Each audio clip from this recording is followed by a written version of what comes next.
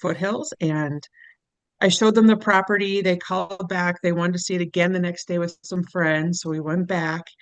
And then we were just, the property needs a lot of work. We were discussing potential price, and they emailed me yesterday, and the vibe of the email was like, with all the upgrades it needs, this just doesn't make sense.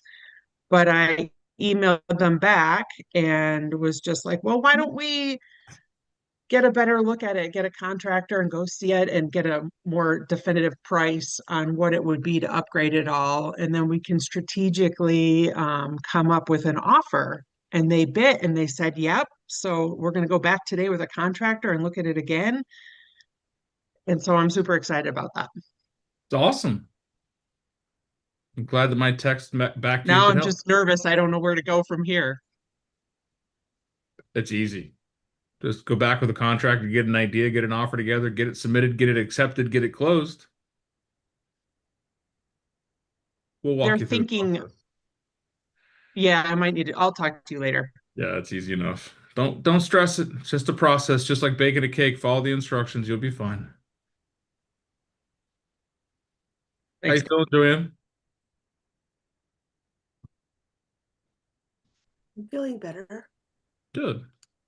Oh, I went to the doctor yesterday for something separate. I have sleep apnea. So I got one of those things to put on to test my breathing to see how many times I don't breathe at night. That's gonna be fun. It's like your body trying to kill you at night. That's weird. Sleep apnea is a bitch. I've heard my dad has it. So Yeah, so does my dad. So, which is why I started trying to lose weight last year. But yeah, so to get ahead of it. But we changed insurances and I had to get back on a wait list to get the machine. So fingers got it crossed it'll yesterday. work out for you. Get healthy and get off of it. So Yeah. other wins, celebrations. Come on now. This is your time to brag. I got one. What do you got, Sheldon? I'm finally coming off a sickness I've had for about a week. It's been in like combination with me being sick and then also the side effects from like my allergy shots. And it's just been eating me up terribly. And I think I'm finally on the downside of that so that I can Good, actually man. start feeling semi-normal again.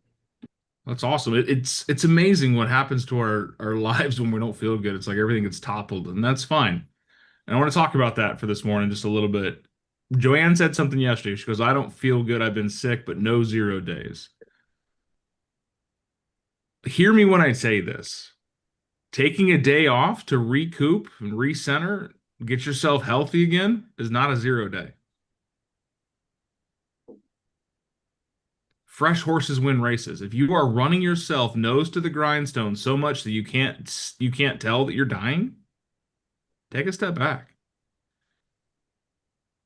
Taking a day off to recenter, refocus, and reset is not a 0 day. Yeah, I thought about that. I still held the open houses I promised on the weekend. I'm like, this was a dumb idea. Well, So yeah. here's my thought process of it. Yeah, there's valor in pushing through when you're not feeling good. But if you're sick, if you're just Yeah. downright sick, are you effective? No, and that's my thought when I was having the conversation. I was trying to land an appointment. I'm like, oh my God, this conversation is going left. Yeah, because what you're doing So is yeah, you're wasting the opportunity because you're yeah. not ready to have it. Mhm. My energy was not in the right place, and I could tell. And they were like backing away. I'm like, oh my God, this is going nowhere. So yeah, You're I all, should have taken. I'm lost.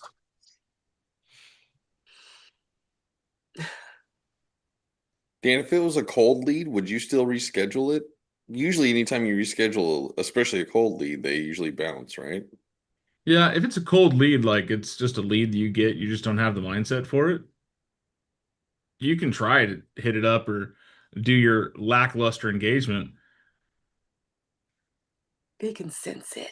but they can tell. Yeah.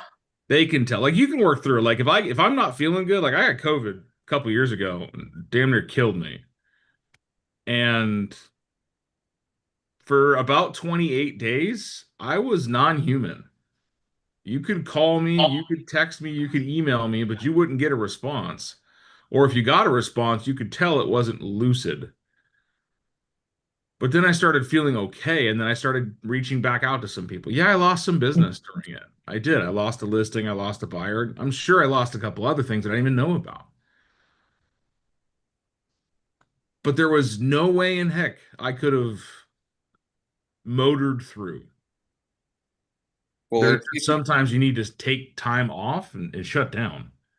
And if you let's say keep if you pushing, died, you would have lost them anyway. yeah, if you keep pushing, right? You keep pushing, you keep pushing, you keep pushing, you're never going to get better.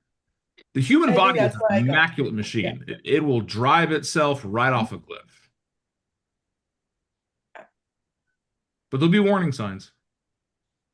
There'll definitely be warning signs. If you're burnt out, if you're stressed out, if you're overwhelmed, your body's going to tell you. And it's going to show up in different elements. It's going to show up in different ailments. It's going to show up in different activities that you're just not able to do. So, like, let me say it again, taking a day off, taking an afternoon off, taking an hour off to reset, refocus, and recharge is not a 0 day. It's not a loss.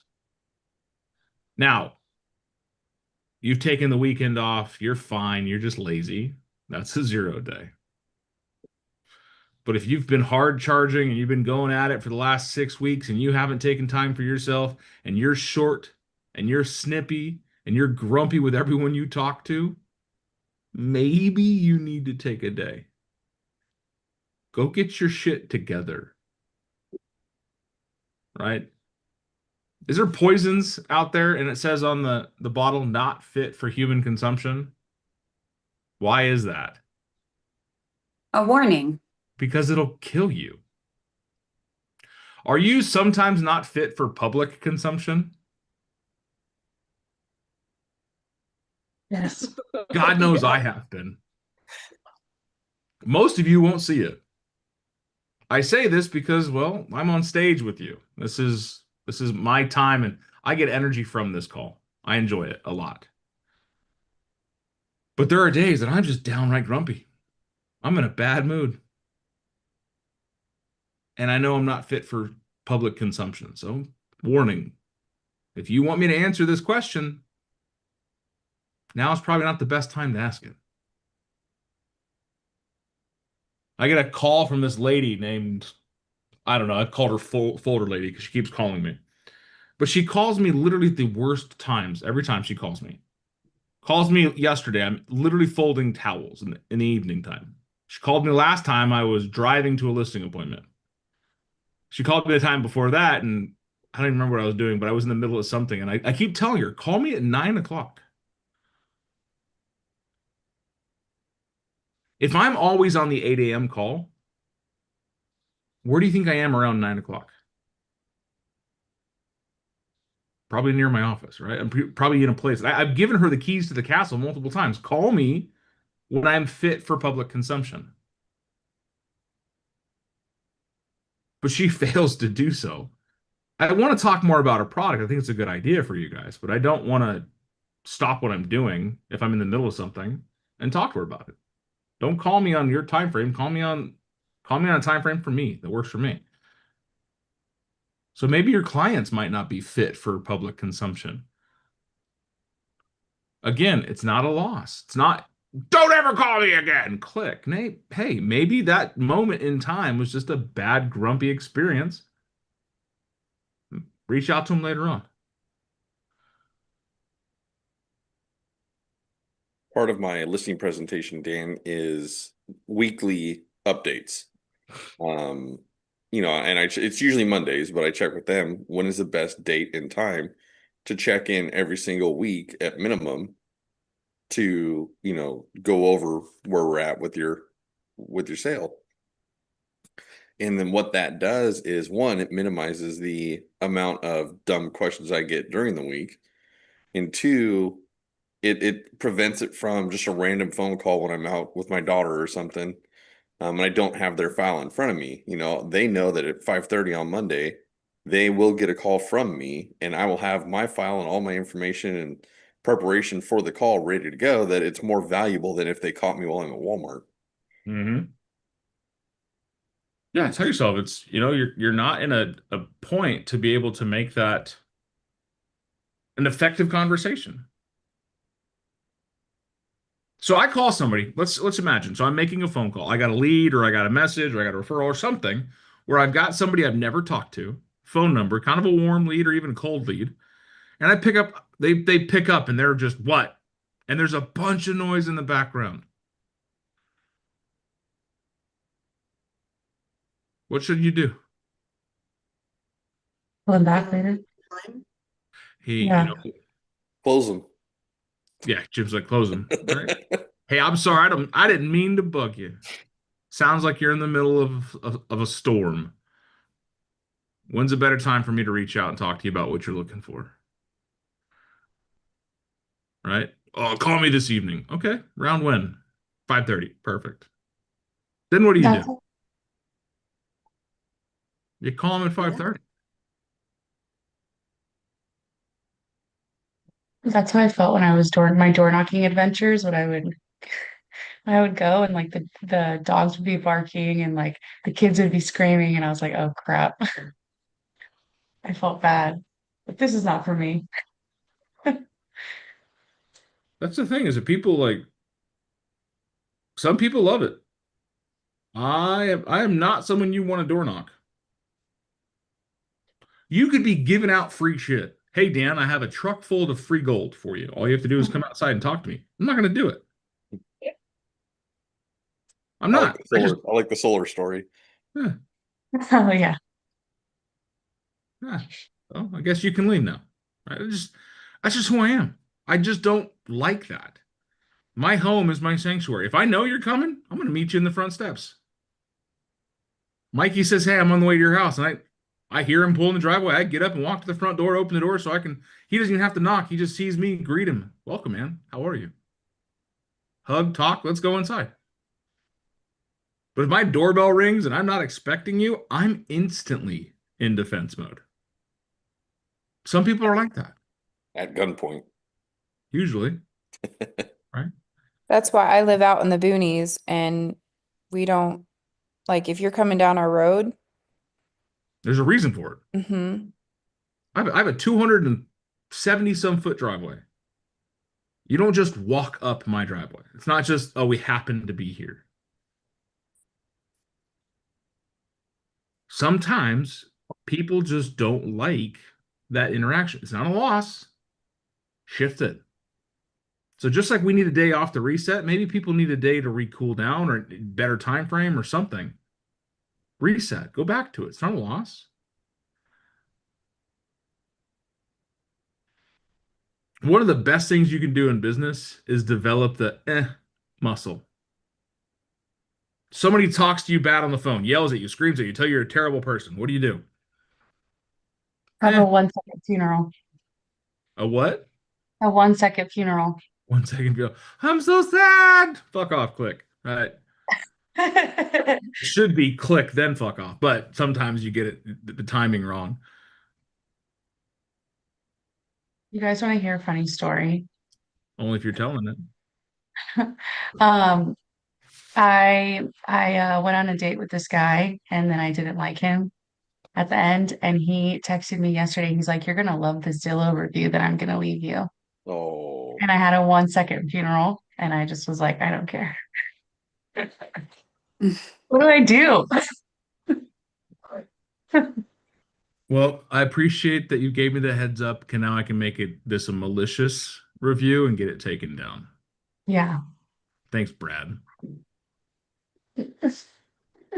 Call his mom. Yeah, my father. That was honestly in that same note, I hate that mentality. Yeah, I thought that was so petty. I don't like something, so I'm gonna attack something else. This is cancel culture in its best, and I can't stand that. Come for me, try to cancel me. I don't care. I would love for someone to try to call my manager and get me in trouble for something I said, did, or otherwise. You know what she's gonna tell you? Fuck off. Leave my husband alone. Mhm. If you guys don't know, my wife's my manager. She's my supervisor. I want to talk to your supervisor. No, you don't. But so here's just to bring the circle full back, right? Mental inventory. If I'm not here, are you going to be effective? If you're sick, if you're hurting, like Jess, I know you need to get on top of your meds. I can see it in your face. If you're sick, if you're hurting, if you're stressed out, if you're in an emotional, volatile space, are you going to be able to provide the best service? No. And even in our bylaws, is it California, Arizona, and even actually it doesn't matter where you're at, it says that your duty is to protect your clients at the best of your abilities. That doesn't just mean practicing where you know and practicing where you have an understanding of the business. It means if you're in a bad headspace, clear that shit up, then have the conversation. Sometimes it's a minute, sometimes it's an hour, sometimes it's a day. If it's longer than a day, I'm not going to let you get away with it. Because you only have so many of those, quit wasting them. Flex your muscles, right? If you were to physically represent what the word looks like, show me. You know what that is? That's you letting shit roll off your back. I don't care. I lost the deal. 1 second funeral. Someone says, you're terrible. What? Okay. I hate your face. All right. Who cares? Nobody. But also, it helps you pull back that fear of saying, you know what? I don't think right now is the best time for us to talk. Can I call you back in 45 minutes? Because we're all people pleasing at some level. We're all like, oh, I'm sorry. I want to answer the phone. I want to take care of them. I want to help. But if you're not in the headspace or it's not the right time, you are helping by pushing it to when it is. My son broke his bed yesterday. Seth, he jumped on it and did something and made it all wonky. So I was hands and elbows with a drill, getting it fixed. And I got a phone call from Amanda Clark, one of our luxury agents. I didn't even let her talk. I answered the phone and says, hey, I will call you back in about 7 minutes. Hung up. I don't know what she said, but I know she heard me. And I called her back in about 7 minutes. And I was like, hey, I'm sorry about that. I was in the middle of something. I couldn't talk. She goes, no. It's totally fine. Or I get the phone call. I ignore it instantly with the text. Hey, I'm in a meeting. Text me. Oh, just give me a call when you get a chance. Nothing urgent. Okay, great. So what's going on? What's happening? It's okay to put boundaries on your personal and professional worlds. And if you need a day to reset, is it a 0 day? Is it a loss? No. No. I don't know where I heard it, but it's always been said to me is fresh horses win races. If you're burned the fuck out, sorry, you're probably not going to perform as well. So each one of us should know what energizes us, right? What is one way you recenter? Somebody share. Seeing my family. Paying your family? Seeing my family. Oh, seeing your family. Okay, Family to so see. your family re-energizes you. Okay. Yeah. A long mountain bike ride out in the middle of nowhere. Okay. Mikey's is solace in the mountain. It's physical activity. It's isolation. Does it help you think? Yeah, it does, but it also helps you overcome because you're 20 miles out from your vehicle. Yeah. Yeah, you don't have a choice. You got to get back. Okay, what else? I feel like going to the gym for me is top notch because you go there and you do things you don't think you can do. So then you feel more empowered to do other things you didn't think you could do. There you go. Anyone got something crazy? Like bungee jumping? I enjoy a quiet time away from my kids. I think every mother does, and you deserve more of it. I like open houses because Quiet time away from the kids. Okay, got it. A twofer. That's the thing, right? Find what helps you recenter. And if you are so out of whack, if you're so off kilter, you're just like, you're pulling your hair out, go to that thing. Go do the thing that helps you recenter. And if you can't, make time for it. Move things around on your schedule because you can't afford not to. Mine used to be motorcycle rides, and then I had kids, and evidently my wife's like, hey, motorcycle kids, no thanks. They want a dad. Sell it. And I'm like, you know what? That's probably not a bad idea. It's like we were talking about, you and I were talking about the other day, just having our own stuff, Yeah. our projects, our whatever, just helps you realize what you're working for. Yeah, it gives you a reason to do it. Now you've got a goal that's tangible, physical, not just paying off bills and going to Disneyland. It's the truck in the driveway that you're just trying to build to look the way you want. It's the house remodel that you're wanting to do and you're buying materials for and you can't wait to start the project. It's something you're working for that gives you a reason to go do the thing. It's your selfish item. Like Yeah, you love still got your family responsibilities, but you need your selfish item.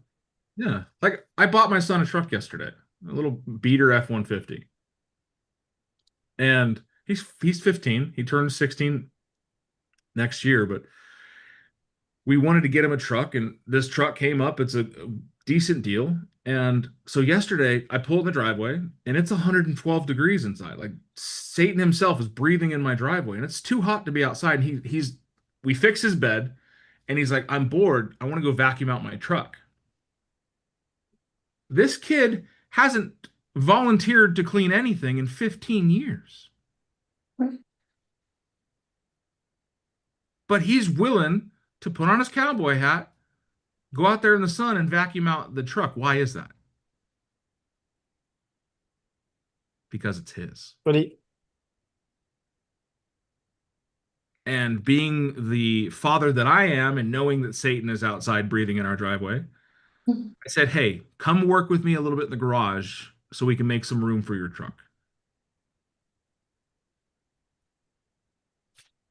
If I would have asked him to do that a week ago, he'd have thrown a fit. He'd have said, no, I don't feel like it. Some teenager response. Insert teenager here. I didn't have to ask twice. I'm down in the garage moving stuff, and he comes down. He's got his boots and his cowboy hat on and his basketball shorts. It's one of the weirdest things you'll ever see. Now, keep in mind, my son is almost 6 foot tall and 110 pounds. wow. Yeah, he's tiny. Tiny, but he's tall as shit. So we're down there moving stuff around. Stacking and moving and stacking and moving. About an hour. And then I go get his truck and I back it down after he tries to tell me I can back it down. I'm like, no, you're not going to back your truck down the driveway around everyone else's vehicles. No. But he did it because it's his selfish item. It's his thing. And he spent probably 4.5 hours yesterday with a bucket of Dawn dish soap and water and a rag cleaning his truck. Again, this kid has not voluntarily cleaned anything in 15 years. Now he's got a reason for it. It's crazy how that works. So it's okay to have a selfish item. It's okay to have something that's just for you. Right? I had a friend that used to take himself to the movies. That was his thing. No kids, no wife, no nobody. 2 o'clock in the afternoon, he would take a long lunch and go to the movies. I thought it was weird as shit because I think if you're alone at a movie theater, I just think it's awkward. It's just how I am.